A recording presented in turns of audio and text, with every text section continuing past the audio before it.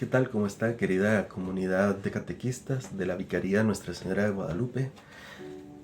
Quiero saludarles nuevamente y volverme a presentar para aquellos que no me conocen. Soy Emanuel Barrientos, coordinador general de la Fraternidad Evangelii Gaudium y director del Centro de Formación María Madre de los Pobres. Además, me han pedido compartir con ustedes una serie de encuentros virtuales dedicados al documento La alegría de iniciar discípulos y misioneros, que es un documento catequético de la Conferencia Episcopal Latinoamericana del CELAM. Recordemos que en la iglesia hay varias conferencias que agrupan diversos países, ¿verdad? Que tienen para que la iglesia pueda, a partir de las vivencias comunes de esta región del territorio mundial, puedan avanzar en el ministerio que Dios nos confió a todos nosotros, que es el ministerio de la evangelización, ¿verdad? De la comunicación de una buena noticia que es para todos y todas. Bien. Entonces, el CELAM, a partir de la exhortación apostólica del Papa Francisco, Evangelii Gaudium, y a partir de todas las semanas de reflexión que ha ido haciendo en torno a la catequesis, además de, ellos mismos lo señalan, el documento de Aparecida, pues generan este otro documento que es de carácter catequético, ¿verdad? Que sirve para iluminar el quehacer de la iglesia en este ambiente, que ya vemos que es importantísimo, en este área del quehacer de la iglesia, que ya vemos que es importantísimo para realizar su ministerio en el mundo, que es compartir con todos los seres humanos la buena nueva del Evangelio. Este documento está dividido, ya lo habíamos dicho, en 4 partes: una introducción, el ver, el juzgar y el actuar, que tienen nombres propios en este documento. La primera etapa, la parte dedicada al ver, aquí la conocemos como contemplar, ¿verdad? Y lo que nos toca contemplar es la realidad que se nos pone delante. Y aquí entonces yo quiero hacer un inciso. Nosotros como católicos tenemos la costumbre últimamente muy desarrollada entre nosotros de ver la realidad con ojos de decepción. O sea, cuando nosotros vemos la realidad, nos solemos decepcionar de lo que tenemos delante, porque solemos ver cómo el número de personas que asisten a la iglesia y se comprometen en el quehacer de la iglesia desciende.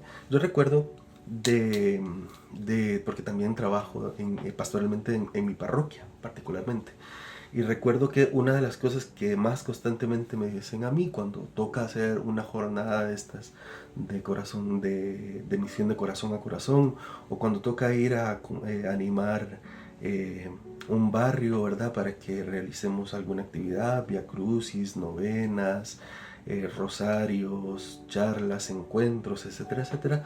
Normalmente lo que la gente, los líderes, y esto es lo más triste, los líderes de la comunidad, lo que normalmente dicen es que ahí hay tan poquitos católicos y la gente está ahí tan apagada, ¿verdad? Y este es un lenguaje que nosotros como católicos tenemos muy introyectado entre nosotros, ¿verdad? Y vemos la realidad con ojos de decepción, con ojos de depresión. Nos entristece ver cómo la iglesia parece, a nuestros ojos, cada vez está perdiendo más terreno, está siendo cada vez más empobrecida en cuanto que su respuesta al mundo contemporáneo. Entonces, en este momento, el documento nos pide a nosotros ver la sociedad, ver la realidad con ojos de contemplación. Y entonces aquí yo quiero hacer un inciso antes de entrar en la lectura del texto. ¿A qué se refiere el concepto contemplar dentro de la iglesia? Porque contemplar nos parece un ejercicio más propio de quien está dedicado a la vida religiosa, más de tipo monástico. Contemplar parece como un ejercicio propio de los místicos, ¿verdad? Pero contemplar consiste en ver la realidad y leerla a partir de los ojos de Dios, para descubrir cómo Dios se hace presente en todas sus criaturas. En un lenguaje más ignaciano, diríamos, contemplar consiste en buscar y hallar a Dios en todas las cosas. Y en un lenguaje desde la perspectiva bíblica, contemplar consistiría en ver cómo todas las criaturas están llenas de las perfecciones de Dios, ¿verdad? Un autor judeo-helenista dice, hablando sobre la creación, utiliza un término griego que tiene un doble significado. Entonces dice que todas las criaturas, todas las cosas que existen son un poiemata de Dios, es decir, una obra creatural de Dios, han sido creadas por Dios. Pero también dice, son a la vez un poiemata de Dios, es decir, un poema, su poesía.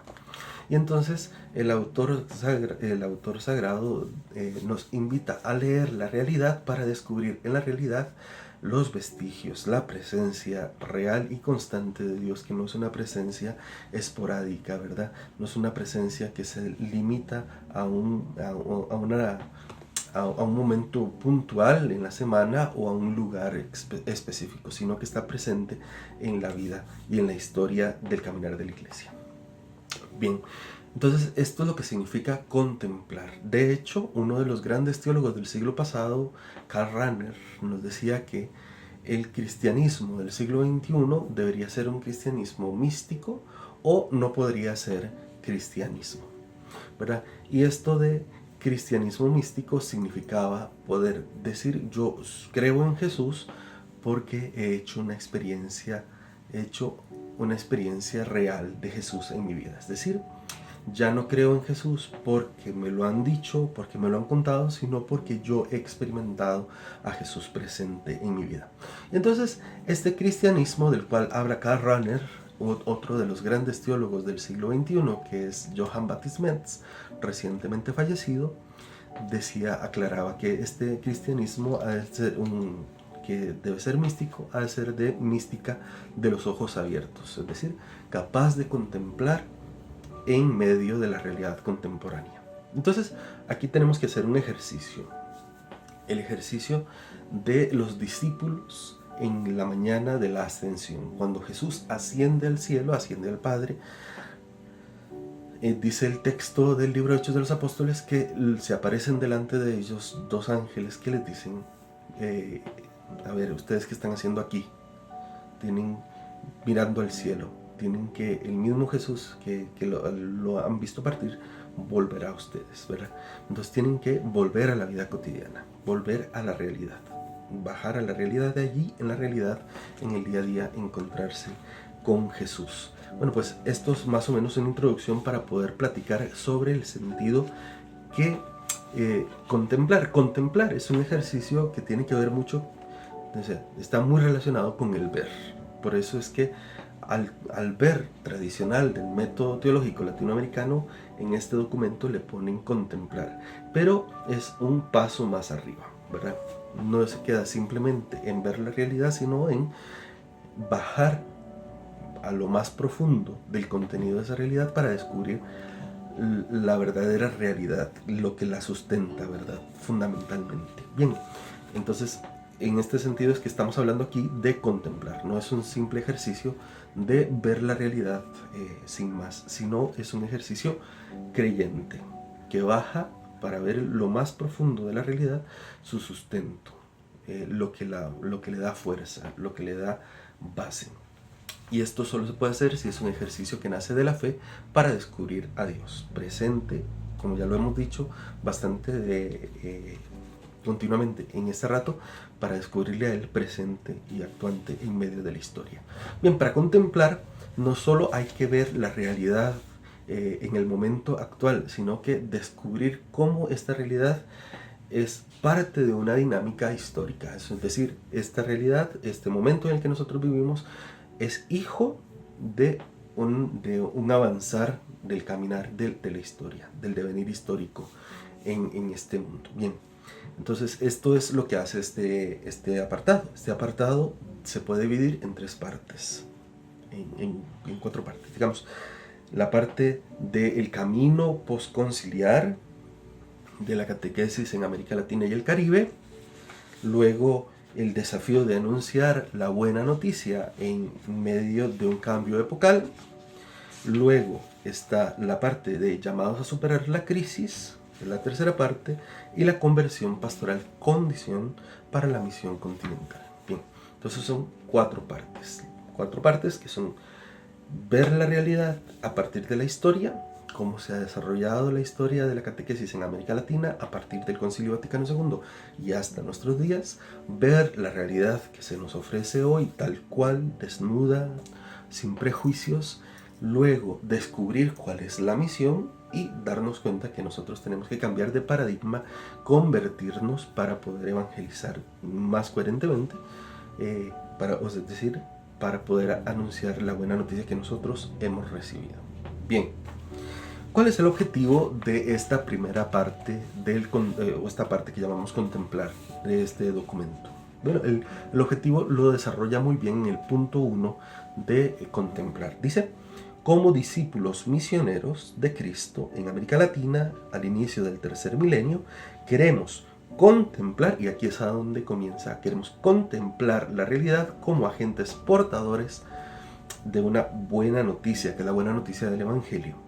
Queremos fijarnos en ella desde la perspectiva amorosa, volviendo a aquello de la mirada o con la mirada de Dios, la mirada amorosa del Padre, quien busca transformarla de tal manera que resurja la bondad en que la creó y nuevamente descubrir los vestigios de Dios presentes en la creación, ¿verdad? Entonces todo lo que decíamos al principio lo hemos condensado en este concepto de contemplar como objetivo del texto. Además señala que nos sentimos llamados al encuentro con Jesucristo, a discernir los signos de este tiempo, no de cualquier tiempo, sino de este tiempo en el que nos encontramos, y aquí es volver presente, o sea, es actualizar la realidad del concepto signo de los tiempos, ¿verdad? Que no es algo que es trascendente, carente de historia, de realidad histórica, de concreteza, sino que se hace concreto. Son signos de los tiempos actuales, presentes, en una realidad que nosotros tenemos que discernir a partir del encuentro con Jesús.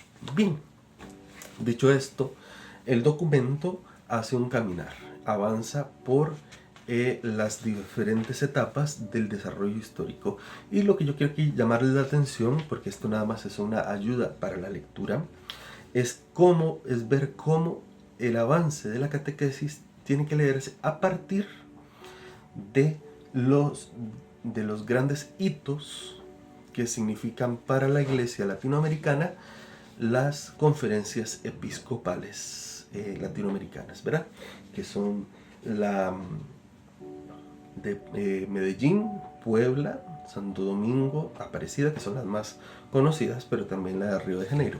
Aquí arrancamos a partir de 1982, recordemos que en 1979, unos meses después de haber asumido, un año después de haber asumido el solio pontificio, Juan Pablo II, de venerada memoria, San Juan Pablo II, nos regalaba a la Iglesia Catequesis Tradende, un documento dedicado, una exhortación apostólica nacida a partir de el Sínodo de los Obispos de 1977, convocado por San Pablo VI, ¿verdad? En 1979 él nos regalaba este documento, la Catequesis Tradende, y entonces aquí tenemos un gran documento catequético, ¿verdad? Pero además nosotros estamos saliendo de una nueva irrupción del espíritu dentro de la Iglesia latinoamericana, que es el documento de Puebla.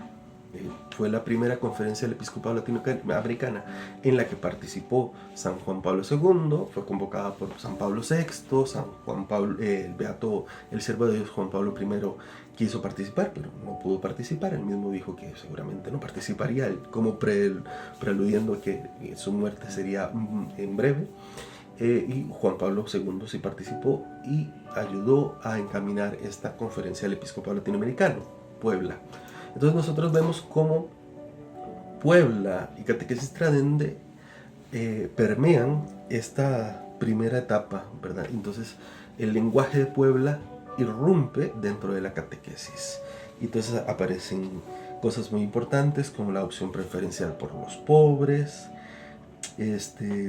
Aparecen también una comunidad, la preeminencia de la comunidad en el proceso evangelizador, respetar y asumir la cultura y la religiosidad de los pueblos, celebrarla dentro de la asamblea litúrgica, etcétera, etcétera. Todo esto es lenguaje de Puebla, de la Conferencia del Episcopado Latinoamericano celebrada en Puebla. Luego sucede Santo Domingo, y Santo Domingo pues ayuda a guiar la iglesia dentro de otros derroteros. Entonces no sería difícil de entender cómo en 1986, antes de la celebración de la Conferencia del Episcopado en Santo Domingo, pero ya dentro de la línea de redirigir la experiencia de la iglesia, que estaba siendo dirigida, digamos, dentro de una experiencia de iglesia más de teología de la liberación, aquí tirando más a una nueva evangelizada. Aquí los obispos en 1986 comienzan a dirigir la experiencia de la fe de la iglesia, de la teología de la liberación, a la nueva evangelización, que aparecerá como concepto fundamental en Santo Domingo. Y por eso es que en 1986 comienzan a haber directrices que quieren corregir el rumbo que ha avanzado, por el que ha avanzado la catequesis. Entonces en 1986 salen las líneas comunes para la orientación de la catequesis. Lo mismo sucede, pues ya vemos en Caracas en 1994, ya iluminados a partir de la Conferencia del Episcopado de Santo Domingo, y el documento catequético de 1997. Todo esto es importante señalarlo, y como un camino que ha ido guiando a la iglesia durante todo este periodo del desarrollo de su quehacer catequético, y que encuentra un nuevo hito en la Conferencia del Episcopado de Aparecida, en donde vuelve a iluminarse el quehacer de la iglesia a partir de las reflexiones y del pensamiento de los obispos reunidos en común en Aparecida. En 2007, ya decíamos, ahí juega un papel muy importante tanto Benedicto XVI, que está presente en el inicio de la Asamblea General, como el Papa Francisco presente en la redacción del texto. Por eso es que el lenguaje de Aparecida está muy presente en el lenguaje del magisterio del Papa Francisco, porque es un lenguaje que él maneja, que es el propio de los obispos y del quehacer de la iglesia en este periodo. Bien, además nosotros tenemos que darnos cuenta, ahora vamos a hacer un nuevo salto, ¿verdad? Cómo la realidad nos coloca delante de nuevos desafíos, ¿no? Nuevas realidades que desafían el quehacer catequético evangelizador de la iglesia. Bueno, lo primero hay que señalar que tenemos un cambio epocal delante de nosotros, que se señala por varias cosas. Bien, vemos por ejemplo la irrupción de un pensamiento en el que el ser humano puede alcanzar la felicidad ajeno a Dios, ¿verdad? Luego una universalización del concepto de humanidad, en el que ya se rompen grandes conceptos como fronteras, la comprensión del ser humano y de la humanidad como una comunidad, y ya no simplemente como hitos, ¿verdad?, cerrados en sí mismos. Ahora nosotros, esto sucedía cuando se hacía esta lectura, ¿verdad? Ahora nosotros también estamos viendo que en respuesta a esta comprensión de la globalización de la humanidad, también hay un movimiento, digamos, contracultural, contracorriente, que está señalando más bien el encerrarse del ser humano, ¿verdad?, creando grupos pequeños, ¿verdad? O creando identidad, o generando identidad en grupos que generan identidad. Yo quiero señalar aquí como esto muy identificativo, ¿verdad?, el resurgimiento de movimientos de derechas, ¿verdad?, o los espaldarazos que ha dado los gobiernos a movimientos que son los gobiernos en general, a movimientos que son contrarios al pensamiento de la iglesia, pero que sin embargo son grupos de presión que que se manifiestan y que quieren conseguir cada vez más derechos, ¿verdad? Todos estos son movimientos entitatarios, es decir, movimientos que le generan en medio de un mundo globalizado en el que el ser humano ha perdido la noción de lo que significa pertenecer a un grupo, le dan la posibilidad de sentirse pertenecido, de sentirse identificado. Y estos grupos, esto es lo que le proveen a los seres humanos. Por eso es que ahora, si ustedes se dan cuenta, es más fácil ver conflictos entre grupos y grupos, ¿verdad? Entonces vemos cómo hay gentes que se pelean con la gente de este partido no soporta a la gente de este otro partido, o la gente que piensa de esta manera no soporta a la gente que piensa de esta otra manera, entonces pelean y hay bullying de derechas y de izquierdas, ¿verdad? Todo esto es a partir de una sociedad, de un ser humano que necesita saberse identificado en medio de un mundo globalizado. Y bueno, nosotros esto lo vemos a partir de este punto como ayuda para la lectura del punto 20, en el que leíamos: la globalización ha evidenciado la estrechez de nuestras fronteras y la pequeñez del planeta en el que vivimos, convirtiéndonos a todos en ciudadanos del mundo. Bien, tenemos además uno de los grandes desafíos de la catequesis contemporánea, es el avance en las nuevas tecnologías y cómo estas nuevas tecnologías pueden universalizarse y pueden ser muy democráticas y muy abiertas para muchas personas que nacen en medio de una generación abierta al cambio tecnológico y al avance tecnológico, pero que presentan un problema para las generaciones anteriores, que nos cuesta mucho acceder a las cuestiones tecnológicas. A mí me cuesta mucho en algunas cuestiones acceder adecuarme a la cuestión tecnológica. Yo soy muy carca en algunas cosas, soy como muy complicado. Hay una economía de exclusión que genera inequidad, y esto nosotros lo sabemos y somos muy conscientes de esto. A pesar de que muchos gobiernos han querido cerrándose en banda, han querido invisibilizar el aumento de la pobreza, es cada vez más evidente que los pobres son cada vez más pobres y hay más. Los ricos son cada vez más ricos y hay cada vez más pobres, ¿verdad? Es decir, aunque se genera cada vez más riqueza, la riqueza es cada vez más retenida en grupos más pequeños, lo que genera que haya cada vez más una apertura en la brecha social. Es decir, hay más pobres y menos gente en la clase media. Esto es más evidente, porque la gente en la clase media tiende a empobrecerse y no a enriquecerse. Hay también proyectos políticos que han creado un cambio en la visión y que se comienzan a comprender a partir de una óptica más social, ¿verdad? Y aquí hay una cosa que es muy importante darnos cuenta. Nosotros, las personas últimamente se han entendido a sí mismas como gestoras del cambio. Entonces hay muchos movimientos políticos que nacen de las bases, ¿verdad?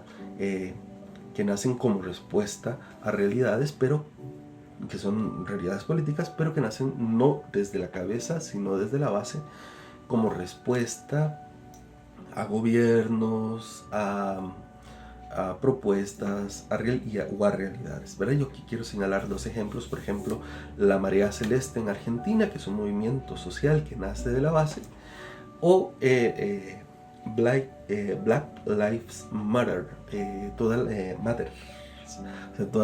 las vidas de los afrodescendientes importan, ¿verdad? Este movimiento generado en Estados Unidos a partir de la muerte de un afrodescendiente. Entonces se ve cómo estos movimientos a favor de la transformación política nacen desde la base. Entonces todo esto la iglesia lo tiene que aprender a leer. Y bueno, la conciencia ecológica, que es importante y que el Papa Francisco ha señalado tantas veces, tanto en Querida Amazonía, que es un documento dedicado especialmente a América Latina y en particular a la región del Amazonas, y Laudato Si, que es un documento del Papa Francisco, una encíclica del Papa Francisco dedicado al cuidado de la creación. La última parte de esta segunda etapa de el contemplar está dedicado a descubrir cómo, aunque en nuestras realidades latinoamericanas las raíces religiosas se mantienen, hay una evidente separación entre, bueno, y en las nuevas generaciones todavía aún más, entre la experiencia de fe, ¿verdad?, que suele ser comprendida como parte de la tradición y de la cultura, y la experiencia propia interna. En la tercera parte nosotros estamos llamados a el cambio, a superar la crisis en la transmisión de la fe. Entonces aquí lo más importante es darnos cuenta de que nosotros no podemos caer en la depresión, de la depresión espiritual. Este es un término que me he inventado, pero que quiero compartir con ustedes. Yo, ante una realidad que cada vez me parece más compleja para responder, yo tengo dos opciones. Puedo tirarme a llorar, o puedo asumirla como un reto y responder a esa realidad. Entonces, ¿qué es lo que quiero hacer yo? Y por último, darme cuenta de que yo no puedo seguir con los mismos paradigmas con los que hemos funcionado siempre si quiero responder a unas realidades que están constantemente en cambio. Nosotros como iglesia y como agentes evangelizadores, que la palabra agente a veces incluso dentro de nuestro lenguaje eclesial ha sido como ninguneado, pero agente es un término, un concepto muy importante. Agente quiere decir el que hace, porque viene del latín agens, agere, o sea, el que hace. Y el que hace en medio de, el que hace posible el avance del reino de Dios, la evangelización. Bueno, pues nosotros tenemos que darnos cuenta que tenemos que cambiar nuestro chip mental. Evangelizar implica que nosotros transformemos la forma de hacer presente el reino de Dios. Bien, muchísimas gracias. Hoy se nos alargó mucho el tema, pero quería platicarlo así ampliamente con ustedes. Quiero agradecerles, quisiera pedirles que dentro de nuestro folleto con el que estamos leyendo este documento que nos ha regalado el CELAM, por favor tomemos el tiempo para responder las preguntas y los ejercicios que corresponden a la primera parte, al contemplar.